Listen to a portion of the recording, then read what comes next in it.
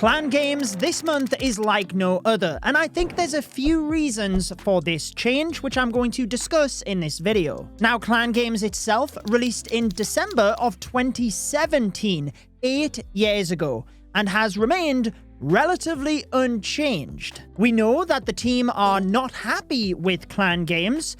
David Burke explained this in my interview series with them, but he highlighted 3 problems that they have. The first, I believe, is what they're targeting with this change, and then I'll discuss the others afterwards. Moving into 2026, the 3 things that Clash of Clans would be aiming to improve in clan games is firstly, participation rates by removing any friction. The change that we are seeing this month is that the points cap is being increased dramatically. So normally you can get 4,000 points. On some occasions they've allowed you to get 5,000, but that is the cap for clan games. That is where you can get an extra reward. However, now the maxed points is 10,000 per player. So what exactly does this mean? Well, it still only requires 4,000 points for you to get your bonus reward, but you can continue contributing to your clan, so smaller clans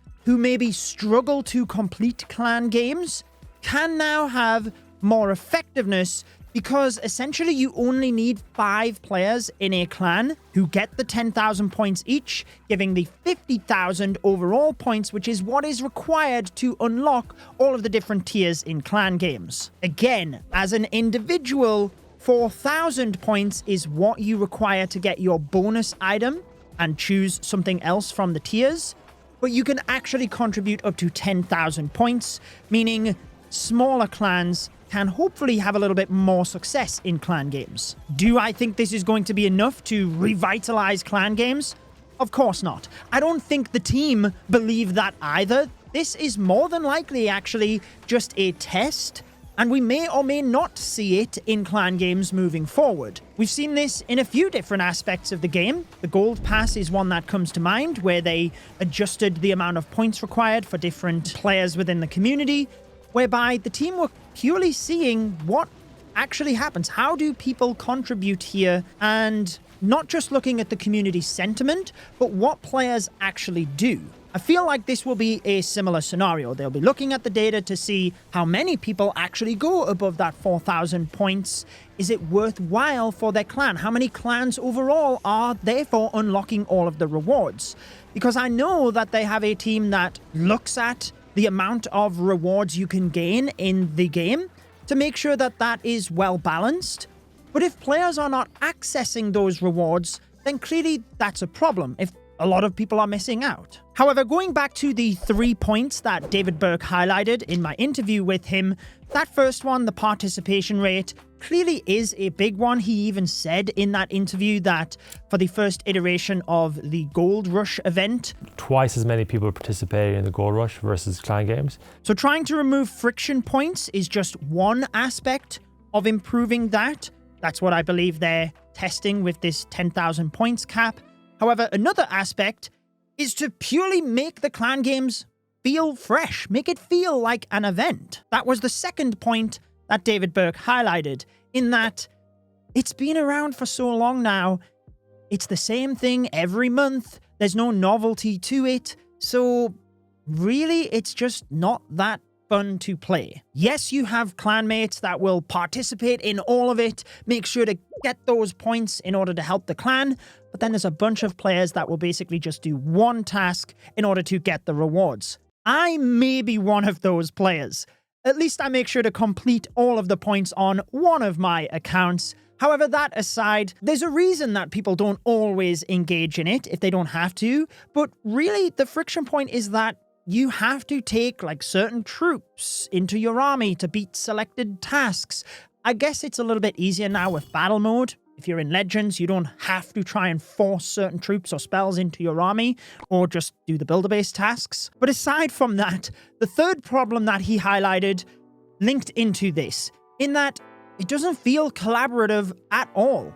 one person is doing an archer task, another person's doing a builder-based task. You don't even know what each other are doing. One of the things he suggested that the team are considering, this was a number of months ago, so maybe that has changed by now, was just having maybe some sort of bingo board where there was one big task that as a clan you wanted to unlock, but you had to complete a bunch of other tasks first, and then you could select the main task you wanted at the end and go through the line in order to complete the little tasks as clan members. Then at least you would feel like you were contributing towards unlocking this one big task. Now it is interesting though, because who says this is how clan games has to be? It sounds like they are thinking outside of the box in revamping clan games quite a bit, not just little changes, which is arguably what we are seeing this month. But like I said, I wouldn't be surprised if this is just some kind of test so that they have some level of data when they do make some bigger changes. But within that interview, David had mentioned that their initial thought was maybe the Gold Rush would become clan games, or at least replace clan games, and then perhaps they could rotate between them. However, they realized that the clan games has been around for a long time. A lot of people are used to the rewards, so they didn't want to mess with that. And I thoroughly agree. I think there's certain elements of the game where it's nice that rewards can be a little bit more deterministic. In the Gold Rush event, you get a bunch of chests, which is cool, but maybe you don't get the rewards you want during those openings. In the clan games, you know you're going to get a rune and a book. They're a little bit more deterministic. Yes, you choose the different nodes, but at least you have some idea as to how to prep to utilize those items when clan games comes around. So my point here is that it sounds like, unless the team have changed their minds, again, the interview I'm referencing here was like 6 months ago, but unless they've changed their mind, we can expect the clan game rewards to be roughly the same as they are now, and therefore the event itself would, even if it's revamped in how you complete it, would have to tie into that style of rewards. I just find it quite interesting because a lot of the things we discussed about in my second channel interviews back in the summer were long-term discussions, clan games, season challenges, the ore economy, like so many things that we've been seeing little improvements to, but we know that moving into next year, we can expect to see other changes as well, based on the interviews. This change to clan games, although it's quite small in nature,